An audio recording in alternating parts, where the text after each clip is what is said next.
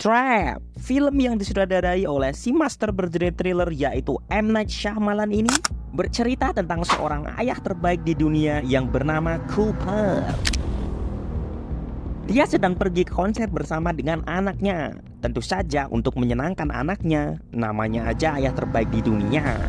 Kemudian mereka di sana jingkrak-jingkrak dan joget-joget rakaruan sampai bikin si Cooper ini kebelet nguyuh. I gotta go to the bathroom. Okay, Dad. Sesampainya di luar, dia bertemu dengan seorang security yang memberitahu kalau ternyata You know the butcher? The freaking nut job that goes around just chopping people up? Well, the feds or whatever heard that he's gonna be here today. So they set up a trap for him. wadididididaw, konser ini ternyata cuma jebakan yang dibuat sama FBI buat nangkap pembunuh berantai. Dan yang lebih wadidididaunya lagi, si Cooper ini adalah pembunuh berantai yang dimaksud. Ya, nggak jadi ayah terbaik di dunia deh. Apakah film ini bakal nge-trap kalian semua di dalam ketegangan yang tak ada habisnya? Simak reviewnya di Movie. Film paling underrated sepanjang kita berada di tahun 2024 ini, Trap by M. Night Shyamalan. Aku sama sekali nggak ada ekspektasi buat film ini akan bagus atau jelek nantinya, karena ini filmnya M. Night Shyamalan, bro. Orang yang sama yang membuat The Sixth Sense dan juga The Last Airbender, coy. Menurutku Night ini adalah sutradara yang nggak bisa kita bilang konsisten filmnya bakal bagus atau enggak. Tetapi yang pasti aku suka dari Night ini adalah dia selalu membawakan premis cerita yang unik dan fresh. Bayangin aja, kalian pernah nggak sih kepikiran cerita tentang seorang ayah yang membawa anaknya pergi ke konser gitu, dan ternyata itu adalah jebakan yang dibuat oleh FBI untuk menangkap pembunuh berantai, dan ternyata si ayah yang membawa anak ini adalah pembunuhnya. Coba, apa itu nggak main blow job gitu? Ya akuilah kok, men. Apalagi ini film punya genre thriller yang menurutku Night ini sangat OP di genre ini. Tapi itu tadi, Night tuh kadang bisa membuat film yang bagus, masterpiece bahkan. Tapi tiba-tiba dia juga bisa datang dengan film-film seperti The Last Airbender. My name is Zong. Happening. Plan on murdering me in my sleep. What? No. After Earth. You're wrong! I'm not a coward! You're the coward! I'm not a coward! Yang premisnya tuh unik-unik, bagus-bagus, tapi eksekusinya tuh pup gitu. Kemudian muncullah film terbarunya ini yang berjudul Trap, dan ketika aku nonton trailernya tuh ya aku lumayan promising lah lihat trailernya ini, apalagi ceritanya yang unik tadi. Tapi pas aku lihat ratingnya, pak, welek-welek kabeh. Bahkan kalau di Letterboxd itu mendapatkan rating rata-rata 2,9 bintang doang. Tapi ya aku udah nggak kaget lah, karena itu tadi aku nggak datang dengan ekspektasi film ini bakal bagus atau enggak. Dan namanya selera kan subjektif ya, siapa tahu aku ketika nonton ternyata suka. Dan dia bener, menurutku ini film nggak sejelek yang kritikus-kritikus bilang. Yap, menurutku film ini underrated, nggak bagus-bagus banget dan nggak jelek-jelek banget. Dan kita akan bahas jeleknya dulu. Yang jeleknya ini selalu ada di beberapa film-filmnya Night. Yaitu apa? Yaitu di bagian dialognya. Menurutku si Night ini nggak tahu gimana caranya manusia berkomunikasi secara umum gitu. Dialog-dialognya itu kadang terkesan cringe dan nggak sesuai pada tempatnya aja gitu. Contoh nih, di film ini ada adegan di mana si ketua FBI ini lagi briefing ke anak-anak buahnya gitu. Dia kayak bilang, boys, if you catch the killer, I will buy you some drinks. Terus mereka pada bersorak gitu. Kayaknya kalau ada ketua FBI beneran yang lagi nge-briefing anak buahnya itu nggak kayak gitu banget deh. Dialognya itu terkesan kayak kartun gitu. Kalau dialog-dialog semacam itu ditaruh di film animasi atau film yang untuk anak-anak, film komedi gitu, oke, sesuai lah. Tapi ini film kita udah di awal udah dikasih tahu kalau ini 17 plus, dan yang nonton tuh ya kita sama bapak-bapak wis de anak ngono ae. Ya ora pantes lah ditonton, malah ditontonnya kayak cringe, Pak.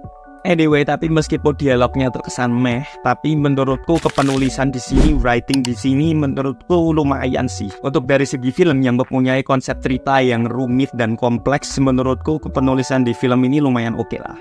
Bayangin aja kamu jadi penulis film ini, terus kamu disuruh ngebuat si karakter utama ini yang bernama Cooper. Kamu harus membuat karakter ini kabur dari beribu-ribu polisi di sebuah konser, yang mana konser itu adalah tempat yang tidak lazim untuk pengumpulan pembunuh berantai gitu. Belum lagi harus mikirin gimana caranya agar si anaknya ini tuh tidak tahu kalau si ayahnya ini lagi dikejar-kejar polisi dan dia adalah ternyata pembunuh berantai. Dan ketika aku nonton ini, aku ngelihat kayak si karakter ini, si Cooper ini selalu bingung gitu gimana caranya dia menemukan celah-celah agar bisa mengelabui polisi-polisi yang ada di konser itu.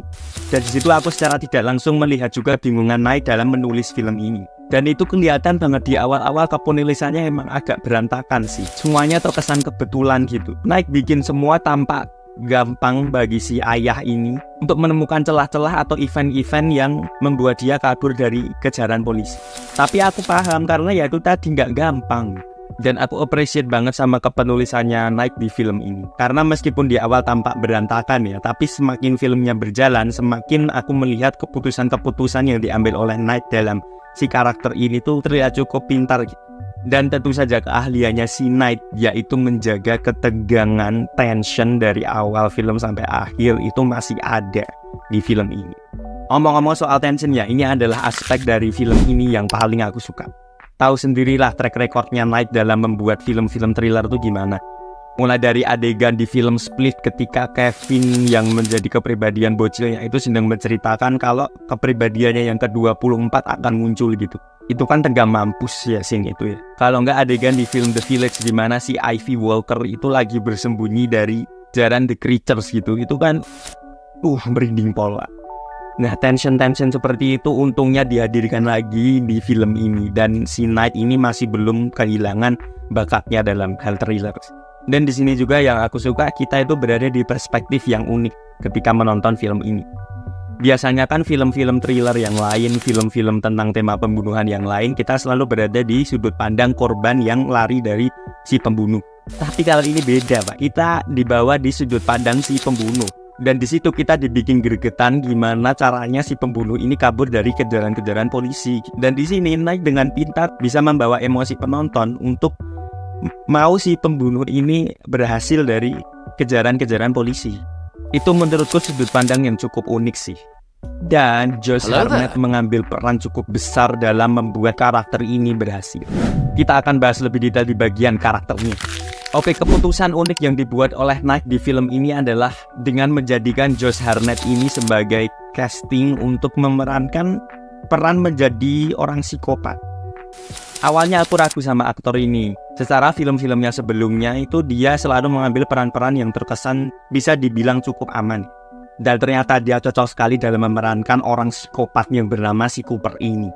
Dia itu sama sekali nggak terlihat kayak orang psikopat. Tapi justru itu yang membuat dia cocok dalam peran ini.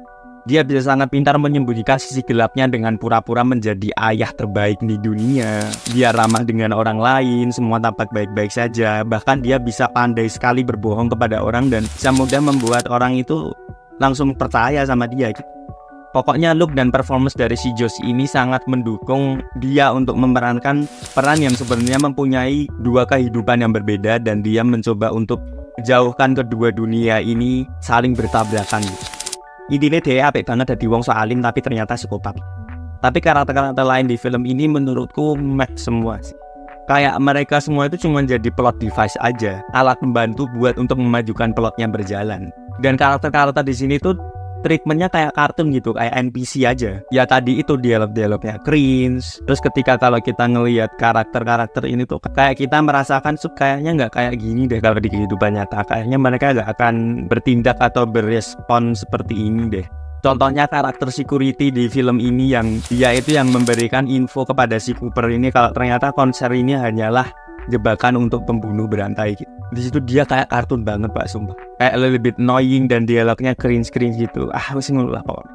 Bahkan si karakter anaknya Cooper ini yang di trailer tuh dia tampak seperti kunci karakter ya di film ini. Berkupun dia juga meh gitu. Actingnya oke lumayan, tapi perannya dalam film ini tuh ternyata nggak se-impact itu. Di awal film memang karakternya dia menjanjikan sih, tapi ketika aku ngelihat sampai ke akhir film ternyata ya anak ini nggak memberikan impact apapun ke film ini. Malahan yang aku cukup kaget adalah ada karakter lain di sini yang ternyata memegang porsi yang cukup besar. Siapa itu? Yaitu Lady Raven yang diperankan oleh Saleka Shyamalan. Iya, anaknya si Night. Dia di sini berperan sebagai musisi yang mengadakan konser ini. Ternyata aku cukup kaget ternyata dia memegang porsi yang sangat besar di film ini. Dan dari sini aku semakin yakin kalau film ini tuh tentang ya usaha seorang ayah untuk memberikan yang terbaik buat anaknya sih. Tercermin sendiri dari si M. Night Shyamalan ini yang memberikan spotlight kepada anaknya di film ini cukup besar gitu. Dan kalau nggak salah si Saleka ini emang penyanyi sih. Dan dia sendiri yang mengkompos musiknya di sini. Dan menurutku musik-musiknya cukup oke sih. Pop-pop ngono bilang. Tapi balik lagi si karakter Lady Raven ini juga sebagai plot device aja. Kayak kita nggak ada personal thing yang attach gitu ke karakter ini. Jadi ya udah, selain karakter Josh Hartnett sebagai Cooper, lainnya memeh sih. Dan film ini memang bertumpu banget di pundak si Josh Hartnett sebagai Cooper ini karena dia emang bagus. Yap, jadi mungkin itu saja review dari Mavericks ya. Intinya sih ini film underrated parah. Ini film nggak deserve rating yang terlalu buruk yang dikatakan kritikus-kritikus gitu. Karena menurutku sendiri film ini deserve mendapatkan 3 out of 5 star. Ya, film ini menurutku masih bisa dinikmati, masih ada beberapa cool stuff, great stuff di film ini meskipun banyak flaw-nya juga, tapi nggak sejelek itulah. Ayolah. Oke, so have fun, go watch it guys. Meskipun aku tahu sih film ini udah lama rilis di bioskop ya, udah lama di bioskop. Kayaknya tuh film ini rilis di 2 Agustus. Tapi ya seperti biasa, Mavericks selalu memberikan review film yang telat. Yo piye, cok aku ini males ngedite, jajal aku yang edit ini, aku belum bisa apa. Anyway, guyon ya Pak, pokoknya Mavericks selalu bakal ada untuk para movie freak di luar sana. Oh iya, Mavericks punya tagline baru Pak, dan aku akan selalu bilang tagline ini di akhir video. Tagline-nya adalah Mavericks Mother Father Do You Speak It. Beda. Kemarin movie Mother Father Do You Speak It gitu. Kalau aku bilang Mavericks, kalian bilang Mavericks Mother Father. Kok aku malah jadi kayak MC acara HUT ya. Ya pokoknya ngono kuwi ya guys. Jadi jolali subscribe channel iki, like nek seneng, dislike nek ra seneng. Terus Mavericks Mother Father Do You Speak It. Anjing keren.